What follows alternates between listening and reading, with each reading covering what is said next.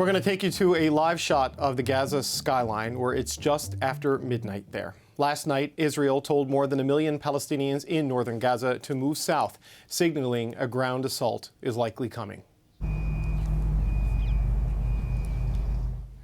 The Israel Defense Forces have been building up along the border with Gaza, fueling speculation that it's preparing to invade in response to last weekend's attack by Hamas.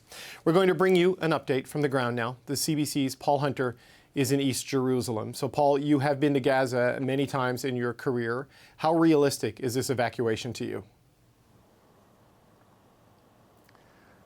David, you know, even at the best of times, and I've been north to south in Gaza multiple times, it's not an easy endeavor. Everything there takes a long time, let alone for 1.1 million people doing it all at the same time, let alone when the streets are, you know, littered, covered, blocked by rubble of the blasted buildings, the neighborhoods that have been, you know, obliterated, flattened in their entirety, let alone elderly people, young people, people who are fearful or disabled, who have no fuel to get in their cars and go, but must walk, as we've seen these pictures all day of people throwing mattresses over their shoulders and bags with the dwindling bits of food that they have left.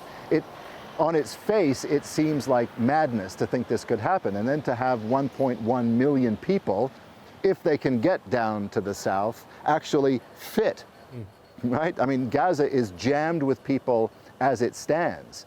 The whole thing seems preposterous in many ways, and yet they're also doing it under the implied threat of potential death. You know, the reason that they're doing it anyway, or trying to, is because they've seen the airstrikes. They know what they can do. They've seen it every day for the past week, and if they don't go, goes the implication, it's only going to get worse. But, you know, we were down in southern Israel yesterday, just outside the border, and we were doing another story. We're at the site of the rave, but we saw the fighter jets going over into southern Gaza even yesterday, where they're headed. There was a safe route, you know, set up by the IDF today. That was supposed to expire at 8 o'clock local time tonight. That was a couple of hours ago already, past that.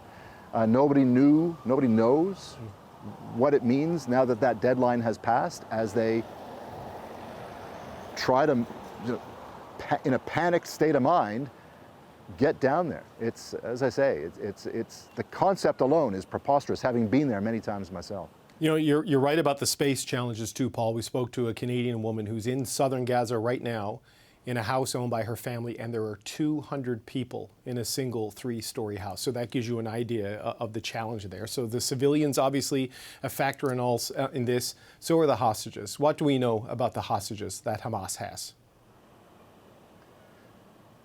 Sure, and I'll just say on the other, you know, running out of room, they don't have room to bury people anymore. I mean, that's how compact the place is, and what's going on down there. The hostages, we don't know, you know, not publicly anyway. It's still by and large a mystery. We know that Hamas today was saying that 13 of the hostages had been killed by Israeli airstrikes. They didn't put a time frame on that, but 13. And in fairness, that's a risk in these circumstances, right? I mean, presuming the IDF does not know where the hostages are being held, and presuming they're all spread out all over the place. And if you're going to keep up the airstrikes, it is a risk. That said, Israel says no. They deny that the 13 have been killed. They say they've got intel inside the Gaza Strip that says, you know, Hamas is telling lies on this. But the larger question of where are they, you know, nobody knows. I mean, that was part of there was Israeli infantry got in, they fought their way in, another story out there today, seeking information for them. Evidently they got some information that could lead them somewhere, but it remains a mystery, is the bottom line, David. Okay, Paul, thank you so much. That's the CBC's Paul Hunter with us tonight. Lt Col Jonathan Conricus is an international spokesperson for the Israel Defense Forces. We spoke to him last night. He joins us again today. Lt Col, thank you so much for your time. Thank you for having me. Israel has ordered Palestinians in Gaza to evacuate the north. The implication last night, or the suggestion last night, was that the deadline was midnight local time today, which is about 6 minutes ago. Is that accurate? Is that the deadline that they had to evacuate? Yeah, contrary to what your reporter was talking about, and I found the reporting very, very odd, as if we are to blame about the situation in Gaza, I'll answer the question. We are trying to do the right thing here. We are at war. We did not ask for this war. We were attacked. Our civilians were butchered, executed, and taken hostage. And now we are responding. The civilian population in Gaza is not our enemy. And in order to minimize the risk of death and casualties, we are telling the civilians, we are advertising our intentions, which usually doesn't make sense. We're in military operations, but we are doing that, telling the civilians, go south and save yourselves. I didn't hear it mentioned by your reporter that Hamas is telling people not to vacate.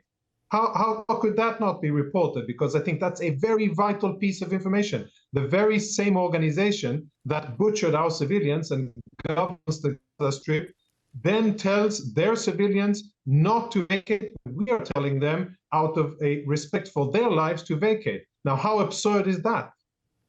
Right. Look, I'm not going to defend the actions of Hamas. Clearly, they are a challenge in there, a problem in there. But I'm trying to understand, because the United Nations issued statements last night suggesting the deadline was midnight, so 7 minutes ago now. Is that, in fact, the deadline? When is the deadline, and what happens when we hit the deadline? So I'm not going to get into a time frame. I'm going to just keep it at the higher level and say some very simple things. We gave the Palestinians in Gaza a lot of time, ample time, to take their belongings and move south. It's possible for them to move south in a relatively safe way, given the situation that we are in, that we are actively fighting a war, and that rockets continue to be fired at the very location that I am in, Tel Aviv. And of course, southern Israel, unfortunately, it goes without saying. So out of a concern for their lives, we told them, move south. We are preparing the area for significant military activity in Gaza City. That is the next stage, and that's why we are asking civilians go south of the Gaza River. Do not listen to what Hamas says, because Hamas wants you dead. Hamas wants a humanitarian catastrophe. Hamas wants the world to speak about the situation in Gaza and of dead Palestinians. We don't want dead civilian Palestinians. We want dead Hamas terrorists. They are our scope. They are our enemy, and this war will end once Hamas has been totally dismantled of its military capabilities. Hopefully, civilians will be spared, and if they listen to our warnings, they have a higher chance of getting out of it alive. If they listen to Hamas, they are actively endangering themselves. But, Lieutenant Colonel, we spoke with some Canadians who are in Gaza City. They are in the northern part of the territory. They are in the area you say should be evacuated. These are not Hamas fighters. These are Canadians who were visiting family. And they say they can't go south because your military is still firing into the area, and Israeli shells are still falling from the sky, and they just can't get to where you want them to go. So what are they supposed to do? Well, I suggest that they wait. It's good that they are listening to the instructions and have the intention of going. That's the thing to do. They should wait until the bombs stop falling, for a pause, and then get on their way. Many Palestinians are doing that, moving south. We see that. We are not attacking the civilians. We are not targeting them. And of course, the entire aim of what's happening is for them to be able to move south so that they are not in Gaza and are less at risk for the coming stage of the operation. So I wish them well. I hope they can get to safety, and they should do so as fast as possible. As soon as there's a gap between bombing, they should do so as soon as possible. I know you say you're not targeting civilians, but there were reports that a convoy carrying evacuees towards the southern Gaza Valley was reportedly hit by an Israeli airstrike, and 70 people, mostly women and children, were killed. So, I mean, to the outside world, sir, this looks like you're telling people to evacuate, but intentional or not, Israel dropped a bomb on them. I don't think that's how it looks to the outside world. Maybe to you and people with a certain worldview, but I don't think that's the picture here. Well, what We is are the at picture, war sir? against the. So if you'll let me, I would be glad to share Sure. you my perspective of the picture. The picture is that we were attacked. Our civilians were butchered. They crossed our border and went into our communities, murdered our women and children, took them hostage. And you're now lecturing me on the situation, the humanitarian situation in Gaza? No, we are taking active measures to minimize the threat to civilians. We are telling them, we are advertising what we're going to do because we do care about civilians and they are not our enemies. On the other hand, those that fight against us, Hamas, are using the very same civilians as human shields. They hide between the civilians. They use the civilian buildings to fight against us. They have dug tunnels underneath Gaza and they're using the buildings above the tunnels as their human shields. Why is this not the focus of what we're talking about? Why isn't it that how Hamas has set the stage for this situation by building the infrastructure using civilians, by launching this murderous attack against Israel, and now by telling their civilians not to vacate? That should be front and center of anybody in the world looking at the situation here. Not the fact that we are defending ourselves and not the fact that we are trying to set the situation straight here and to focus on Hamas and its military capabilities. I cannot confirm or deny what happened with that specific bus. I've heard the reports, but I can categorically say that we are not targeting civilians. Categorically. If we were, then the situation would be totally different. We're not. No, sir, and I am not trying to lecture you. I am trying to ask questions. This is a very difficult situation, and I understand your anger after what happened on Saturday. And please do not take any of these questions as an attempt by me to minimize those murders. That is not what I'm doing. But I have spent my day speaking with Canadian citizens 16 years old and 19 years old, and they are stuck in Gaza and they cannot get out. And they are terrified that they're not going to live through the weekend. 1,700 civilians, people have been killed inside Gaza since your attack started.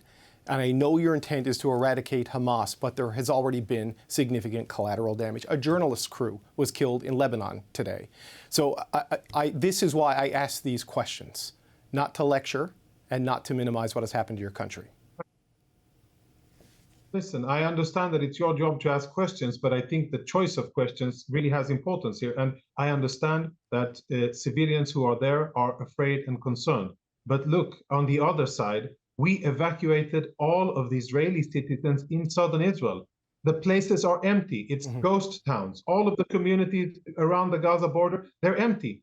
Either killed, butchered, or wounded by Hamas, or taken hostage, or actively evacuated by the IDF. And they're all over Israel now, in hotels or with family or wherever they have found a place to be. Why? Because we don't want civilians in an active combat zone. That's also what we've told the Palestinians. It's an active combat zone. Get out.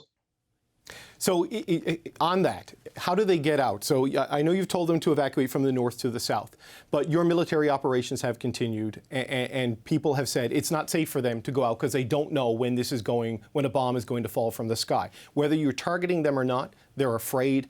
Their family members are being killed and friends have been killed. All of the exit points from Gaza are closed. Now, we heard from Canadian government officials today that there are conversations with Israel, Egypt, Canada about opening up the Rafah bridge to get people out that way, potentially tomorrow between 12 and 5. Is that a viable option? Do you think that is possible? Will the larger military operation inside Gaza be held off long enough for this potential humanitarian corridor to be opened? You know, that's a question that needs to be asked of Hamas. Hamas governs the Gaza Strip. Hamas controls it, and Hamas bears ultimate responsibility for what happens in Gaza.